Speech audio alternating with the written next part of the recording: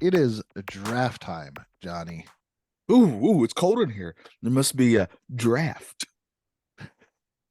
Probably because I'm not wearing pants. It was cold last night for you, as they said. Oh God. Yeah. Number two pick in the draft goes to the Charlotte Hornets. You don't get Yeah. the ultimate. Always the bridesmaid, never the bride. That's Charlotte. Well, Charlotte you Hornets. you get a chance to draft a guy named Scoot. I Whenever think there's like two people that we're trying to choose between as the number two pick. But I'll tell you this, and I wanted to do this, but I just knew I'd be depressed. I wanted to go through like the last 20 years of Charlotte Hornets draft picks and just see all the players taken after our pick and see how much better they were than us, but I just couldn't do it. I knew I'd be so sad. We I had just for every LaMelo Ball, there is like 100 Malik Michael Monks. Kidd Gilchrist or who was a I hate sounding like I'm not gonna play, but you know what I mean. Yeah, Michael Kidd was pretty bad. Malik He was Monk. a really good defender, but he had such an odd jump shot. But anyway, But we're gonna go through the next three episodes are gonna be draft NBA draft related. We're gonna be ranking the 80s number one overall picks. Next episode is 90s number one overall picks, and then Johnny, we are by your request, we are redrafting the 1996 NBA draft. yes, one of the best, wildest drafts I think Yeah, is the '96 one. it's very interesting. But today we are doing the 1980s number one overall picks, 1 through 10. Uh, so let's get into it. Right, We were both you're stealing born, that from my other podcast. but there's no music. Oh yeah, okay, all right, fair. There's no music, right? But yeah, so 1980s, probably, if you know, Johnny and I were born in the early 80s, so we know of these players, but probably didn't see most of these guys really play. So it's kind of interesting. How is there any special way that you ranked them? Because I know when it comes to ranking things and tiering things, there's there's always Jack logic, but I think there's always a special Johnny way. But I think when it comes to basketball, this is you get serious. You get that. This is the one sport that I feel fairly knowledgeable on, and my problem here with this one is overall, I'm very aware of all these players. Obviously, I've heard of all of them, Yeah. but like your Joe Barry Carroll, who I'd obviously had heard of, I know of, but I'm not as familiar with his career because he was drafted 3 years before I was born, stuff like that. But that's also not fair because James Worthy was drafted a year before I was born, and I'm super aware of him and his career, right? So I think that's how we got to kind of go by this. yeah. But So just know if like you're a Joe Barry, Carroll fan, we get it. I, To be a number one pick anyway is a huge accomplishment. So and I would say none of these players in the '80s number ones, I would not consider any of them really a bust. So, ooh, my number 10, I would. oh, I'm very curious who you think that is. Then. Okay. So do you want to go first or do you want me to? So, are we doing this? Are we going to go from 10 to 1? Let's go 10-1. Okay, And then I got each guy up so I could read off read their off their stats and stuff. yeah, read off their kind of accomplishments. All right. I think I have an idea who your number 10 is going to be too. I Who have two people I'm trying to decide between. I'm probably going to go with 1989 the Sacramento Kings got Purvis Ellison. yeah, that's my number 10 as well. Yeah. Uh Nervous Purvis. yeah, also Danny Ainge nicknamed him at one point out of service Purvis because he was always injured. Yeah. Yeah. He's one of those players, unfortunately, I who was hurt often.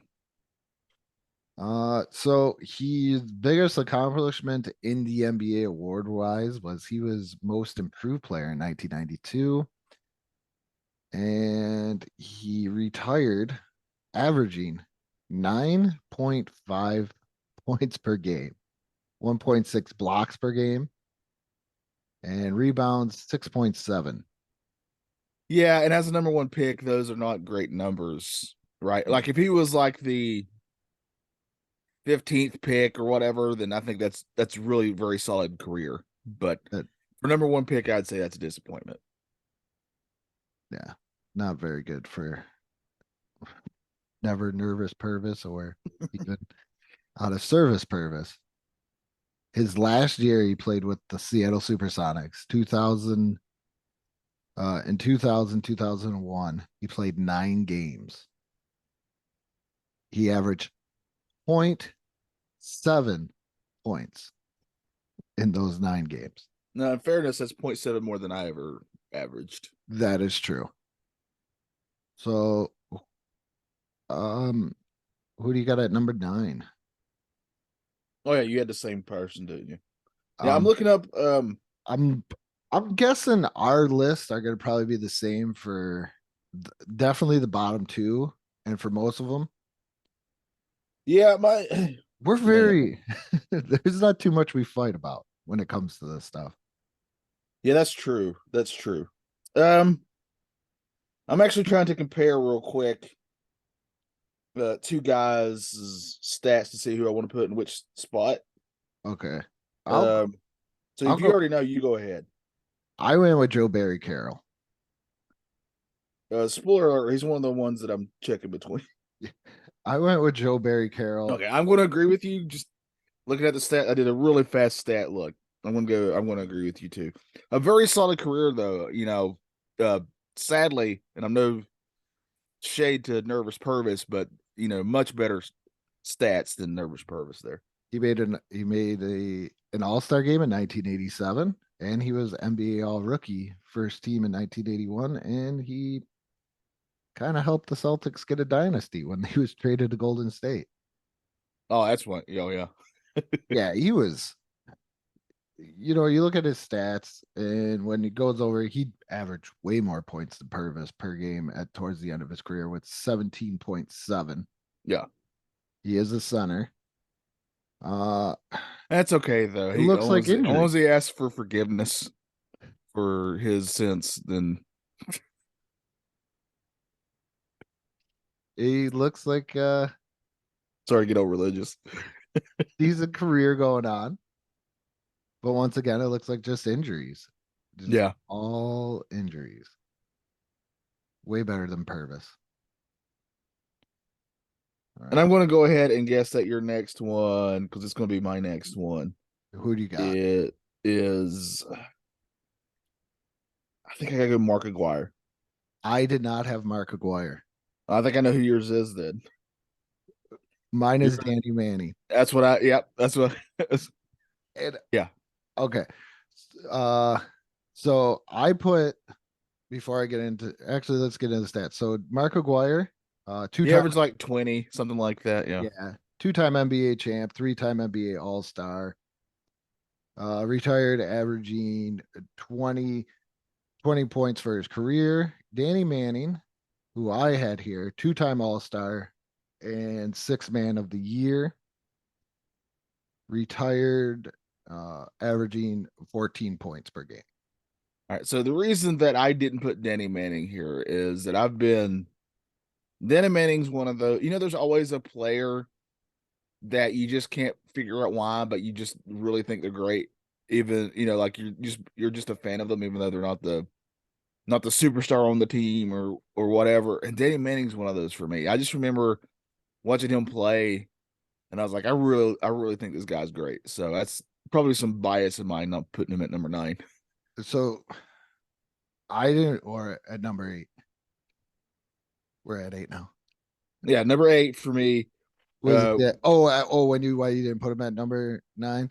Yeah, Mine yeah. was why I have him at 8 over and then Mark Aguirre over him is because of the hype around Danny Man.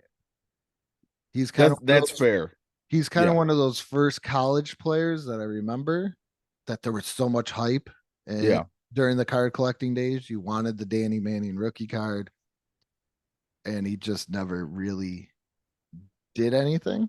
I mean, he had a very solid career, but compared to the hype, you're right. Yeah, and that's the thing here too. Being a number one pick comes with a lot of what was he was a Kansas, hype. right? I think so, right? But yeah, I'll go ahead and tell you who my number 8 then would be because Danny Manning is my number 8. Mark Aguirre is my 8. Yeah, that's what I figured. We're just And I switching them around. yeah, I put Aguirre, or I'm sorry, Mark Aguirre is my 7. Oh, who's your 8? I'm so confused right now. Okay. So mine so far, 10, I got Purvis Ellis. Yeah, 9 was Joe Barry Carroll. Number 8 was Danny Manning. and then you got Uh, Mark yeah, Aguirre. Mark Aguirre. And the All reason right. I put Aguirre over Manning also is because he was kind of a Pistons spark. He wasn't the star of the He Pistons. right, yeah, but he can't. But he was very much important to their success for sure. Yeah, That's why I picked Aguirre over Manning. It looks like he actually did something, and I can't help it if he got drafted to purgatory in Dallas, where he averaged a crap load of points in Dallas, but seemed like Detroit just needed him to get over yeah, the hump. yeah. So Who have I drafted so far? so you Recap. have at number 10, you got Purvis Ellis. 9 is Joe Barry Carroll. Number 8 is Mark Aguirre. All right, so I'm on number 7 then, Yeah. and my 7 would be Danny Manning. That is my 7.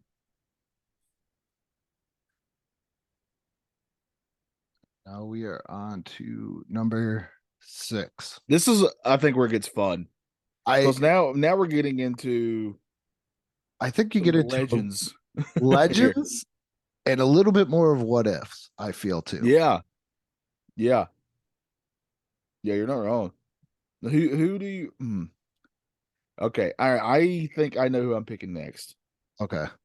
I'm going to go with Daughtery. I think Brad That's who Daughtery here. that's who Yeah, I got too. I was an gonna incredibly great player, by the way. Very fun to watch. A highly skilled big man, but I mean, he's probably best known for being a center for the Cleveland Cavs when they weren't known for being super great. The biggest thing this era of Cavs are known for is Michael Jordan hitting a shot over Craig Elo, right? yeah. So, but yeah, I really did like that team. I liked Brad Daughter and I liked Mark Price. I thought they were a really good tag team. But yeah, I got to go with him next just because when you see these other names, there's just no way I can feel good about putting them above these other names. That's how I felt too Yeah. when I'm looking at this. Uh Mr. Doherty is a 5-time NBA All-Star, one-time third team All NBA, and he made the All Rookie team. So that's kind of what you want out of your first round, number 1 overall pick. Is Yeah. you should be making that rookie team. Yes. Yes. Retired, Unless you're injured or something, but yeah. retired, averaging 19 points per game, 9.5 rebounds. He was a pretty decent assist machine there, averaging for his career 3.7 assists. Yeah, and that's in that age of center, that's really good. That's quite good. Yeah. It looks like he may have had some injury. I remember him having injury problems towards the end, Yeah. but he was a good serviceable center. And Very much so. Yeah. If you had him on your team, you weren't mad about it. no, Yeah. North Carolina kid too, Yeah, of course. I mean, that's the other thing. I didn't want to bring up my biasness there, and but and NASCAR. yes, you know what? Yes, yep. Two things there going for him in my book. I think we agree probably on number 5 here too. Who you gonna go with? Ralph Sampson. Yeah. Yes, I'm with you. But man, what to me, he's such a huge what if, right? I mean, Yeah. literally, like, you got he was what 7? It felt like he was 7'4" or something like that. He was The dude listed, was huge. yeah, he was listed at 7'4", Yeah, 228. and was incredibly skilled. But man, and I remember reading back and seeing video and just watching documentaries and stuff how excited because the Rockets literally get back to back first round number one picks, and they get Ralph Sampson the first time, and then somebody else I'm sure we'll draft later. Yeah. But they had two of at one point. I would not want to face a team that has those two guys in the starting lineup together. That sounds like you're never getting a shot off. No. And they took them all the way over the Lakers, who own the 80s. Yeah. Took them to the NBA Finals. But Just for reference for everybody, Magic Johnson was drafted in 79. Oh, Just yeah. to give everybody an idea. Yeah. He was a 4-time NBA All-Star, All-Star Game MVP, NBA All-NBA second team, Rookie of the Year, and NBA All-Rookie team. But another guy with injuries. Yeah. And what could have been? He's one of those sad ones that I think people don't talk about enough. Yeah. He had everything. He had all the skills, all the talent in the world, but his body just gave up on him basically. And so sad. Could this have been what Duncan maybe a better version with him and Olajuwon, a better version of Duncan and Robinson? I think so. I'm a giant Tim Duncan fan. I hold him in an incredible high regard despite my current hatred of the Spurs. I know you. But but again, that's my biasness showing. But Duncan was way more of a thinking player, if it makes any sense. Mm-hmm. It always felt like he was out there looking at all the angles and such. Using. I mean, he's known for bank shots off the backboard, for crying out loud, right? When it comes to Ralph Sampson, if you go and watch video of him, good God, I would say he was way more athletic than Tim Duncan. And that's, again, Tim Duncan to me is one of the best power forwards of all time. Yeah. But that's saying something because this guy, Ralph Sampson, was just too injured. And that's one of the sad, I'm sure we'll do something on like injured players that it makes me want to talk about, Penny Hardaway and all these type of players who had a promising career just taken away from them. Bo Jackson. Yeah. Yeah. That every time I hear about Bo Jackson. My hero.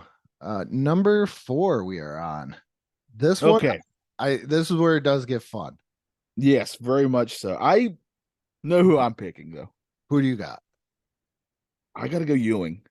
Oh my goodness. That's who I had. Patrick Ewing is one of those incredible players who sadly will always be known as almost getting there. He's probably number 2 behind Barkley when it comes yes, that's what I would say. Yes. And it's so difficult when we're in that stage of we seem to only want to define greatness by the number of rings you got type of thing. It's sort of the feeling that everybody has. How many rings did you have? It kind of defines your legacy in a way. And while I understand that, I also think it's not fair considering he's in the era of the Chicago Bulls and the Pistons, right? There's these two incredibly tough teams to defeat.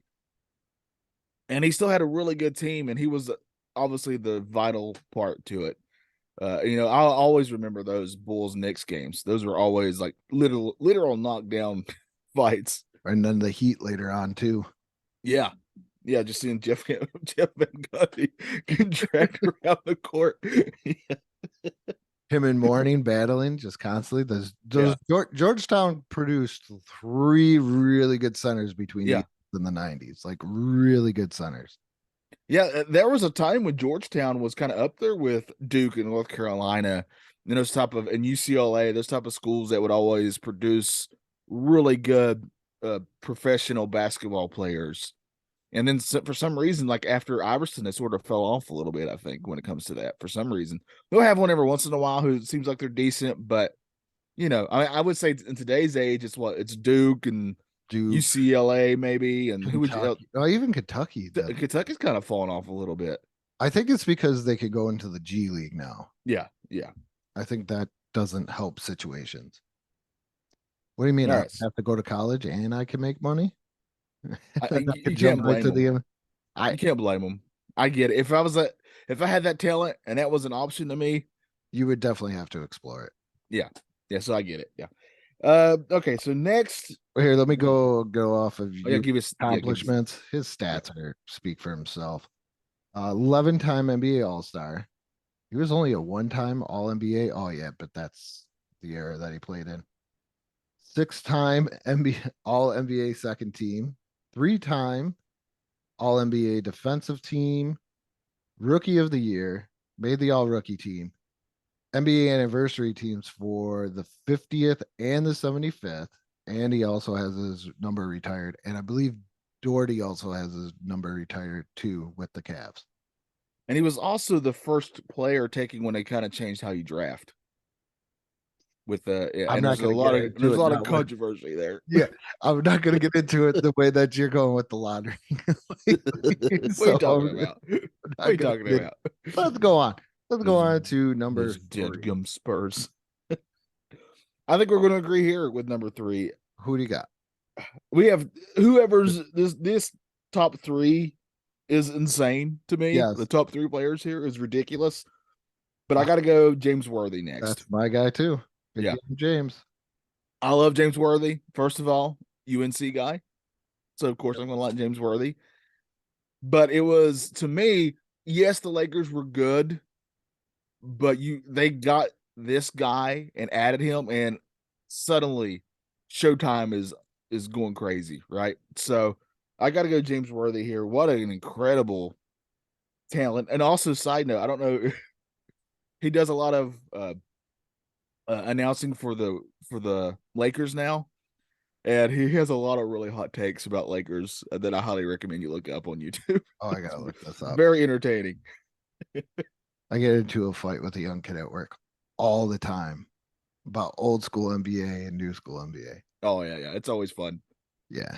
We get into the fight of Embiid and Olajuwon. Oh, I'm going to So lodge one all day long. yeah, Yeah. that's what I tell him. I said, And watch I'm not even knocking Embiid. I think Embiid's incredibly talented, but Elijah one was just another thing worldly, entirely. unworldly human being. Yeah.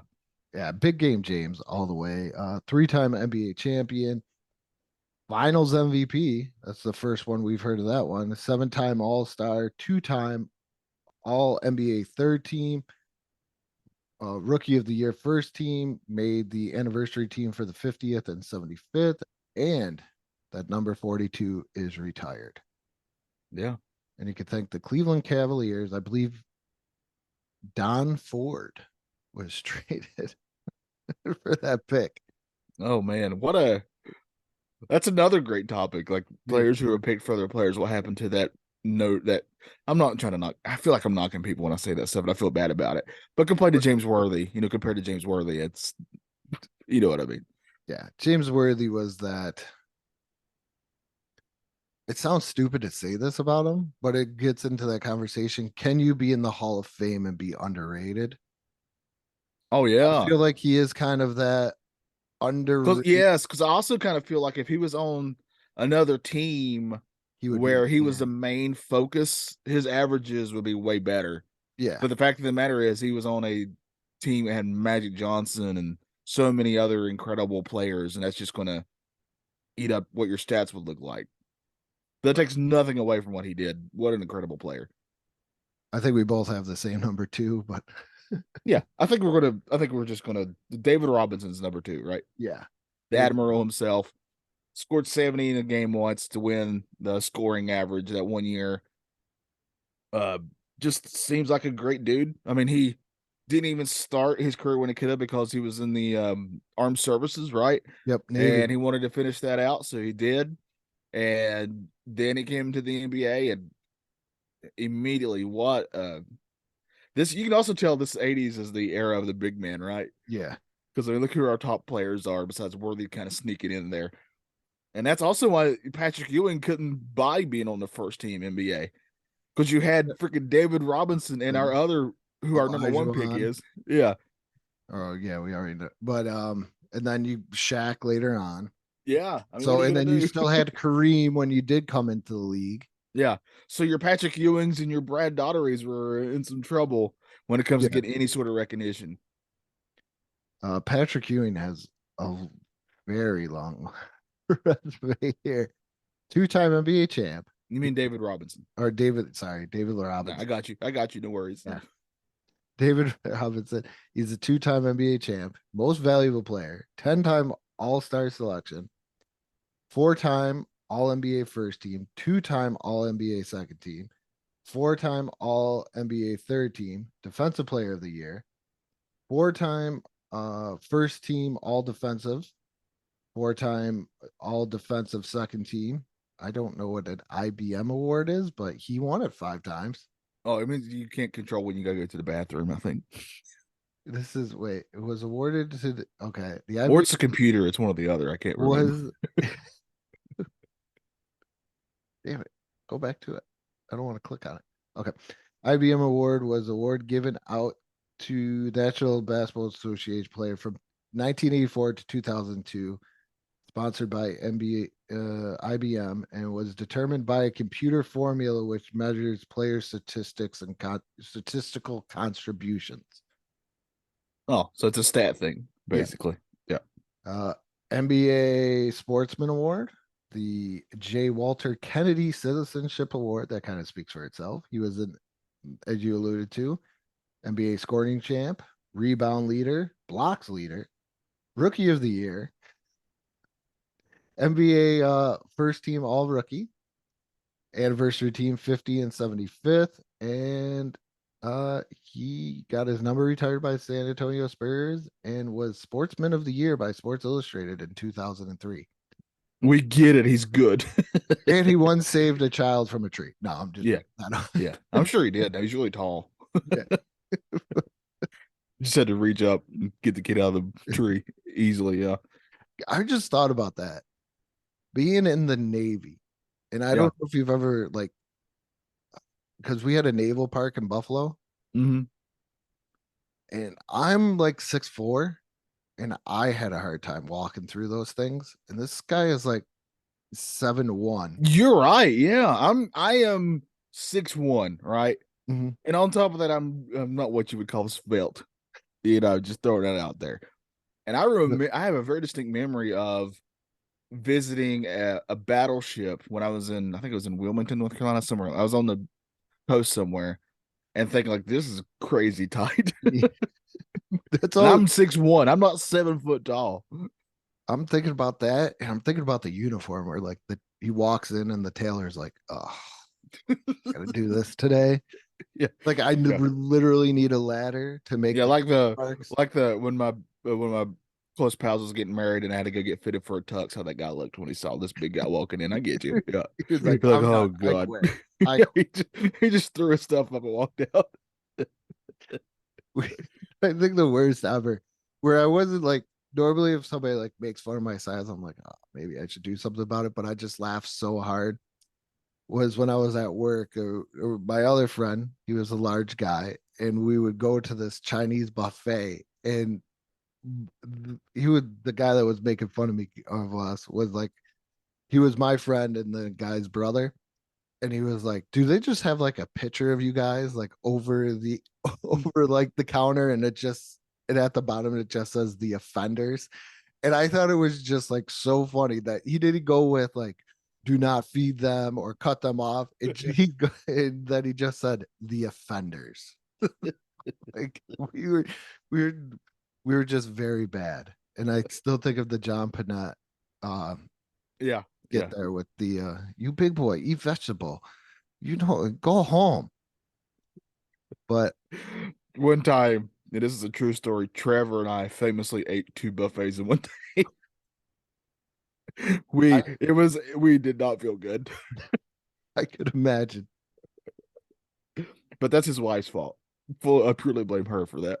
Why did she approve of it or let you guys go out alone? We'd already eaten a buffet, and then this is when I don't think they were married yet, but this is when they were dating. So we were going to meet her for dinner, and she does not eat very much. She's a little thing. She doesn't eat very much, that type of stuff. But for some reason, she wanted to eat at this Chinese buffet place that Trevor and I really love. We were like, we were not feeling good even when we agreed to that after already eating at, I think, a pizza buffet. Oh, Yeah. Oh man, it was not a great day the next day, but the food was quite good. Carb City. You're not wrong. So our number one, obviously, Hakeem Olajuwon, the dream. The dream himself, one of the greatest inside players of all time. The Dream Shake is Yeah. incredible. I highly recommend if you're not familiar with his actual game, just looking up highlights of all the ways he would just trick people. The, And again, I never played past like rec league basketball, but I did play a lot of playground basketball like crazy, right? That was my game. And I'm a big dude, but I'm 6'1", 6'2". However, I would watch Hakeem moves in the paint, how he was, even though he was already tall, but a lot of times he would fake people out of their shoes, right? Like yeah. he was just so crafty. And I really would watch and study him with stuff like that. And that's how I was able to score over so many guys who were way, way, way, way more athletic than me, who were guarding me. Made our number three guy look like an idiot during the finals, in Yeah. 94. And the only guy to actually win, other than David Robinson, in the The night. Jordan era. Yeah. Yeah. But in fairness, it was also when Jordan kind of said, I'm going to play baseball. Yeah. Same thing. But still he did it. Retired. Yeah. Uh, funny enough, the Spurs beat the Knicks that year in '99. Yeah. You know who's on those '99 Knicks? I'm just gonna turn the knife even more. Larry Johnson. Yeah. Yeah. Yep. Another career, by the way. If his back hadn't started being garbage, Oh, what he could have done. he was Zion before Zion. Most certainly. Everybody says, "Oh, look at Zion. We never seen that," and everybody goes, And he's called Larry Johnson. "Yeah." They go, "Oh, well, was he Charles Barkley?" No, he's Larry Johnson. Yeah. He's Charles Barkley's a whole nother league, in my opinion. Yeah. But Larry Johnson was Zion before Zion. Oh yeah, and he could actually stay healthy until he got older. Yeah, until his back decided that it didn't like him. I almost anymore. had shots fired at Zion, but I didn't want Ja to go, "Who needs a gun?" Oh man. But I'm not going to make any jokes. I do not want to get shot. So it's not, man, how, oh good God, how just not that's another smart. episode. People doing Yeah. stupid things with their careers. Yeah. Yeah. I When don't you have sometimes everything, it's not you have improve- everything in front of you. It's like you have the whole, like someone's made this whole delicious meal and put it out in front of you, and as you're about to take a bite, you flip the table over. Yeah. And now you're starving. because you wanted to be cool. Yeah. You wanted to be Yeah. cool. Good God. It's like having Man. a lottery ticket and you know you won the Powerball and you're like, you know what I'm gonna do? I'm gonna tear this up. I don't It's need- even more maddening when you know this guy's a multimillionaire. Yeah. Why does he even need to do this? It's so stupid. God, it makes me so mad. I'm even more mad because I know there are kids who really look up, whether you want to be a role model or not. Again, bringing back Charles Barkley, whether you want to be a role model or not, guess what? Kids look up to you. Mhm. That's just it. And that's the position you're in. And to do stuff like that. And I'm just looking at, man, again, this is such a side tangent, but just to get out there, I'm in North Carolina. There's guns behind, like I can probably walk outside and trip over a gun. They're John. just everywhere. And you're in Texas. Yeah. So you know what I'm talking about. I'm not against people having a gun for self-defense or for hunting.